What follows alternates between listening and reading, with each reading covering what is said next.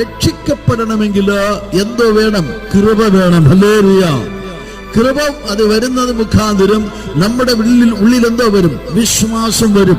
വിശ്വാസം വരുമ്പോഴാണ് നമ്മൾ എന്ത് ചെയ്യുന്നത്? രക്ഷിക്കപ്പെടുവാൻ തക്കവണ്ണമിടയായി തീരുന്നത്. അപ്പൊ കൃപയാലാണ് നമ്മൾ രക്ഷിക്കപ്പെടുന്നത്. എങ്ങനെയാ രക്ഷിക്കപ്പെട്ടത്? ഒരു ദിവസം പ്രതികൂലത്തിന്റെ മധ്യത്തില് നമ്മൾ ഇങ്ങോട്ട് വന്നിട്ട് രക്ഷിക്കപ്പെടുന്നു എന്ന് പറഞ്ഞതല്ല. പല വിധത്തിലുള്ള പ്രതികൂലത്തിന്റെ മധ്യത്തിലൂടെ കടന്നു പോകുമ്പോഴും ദൈവത്തിന്റെ കൃപ നമ്മോട് കൂടെ ഇരുന്നത് കൊണ്ട് ആമേൻ, ആ വിശ്വാസം നമ്മളിൽ ഉരുവായി. എന്താണ്?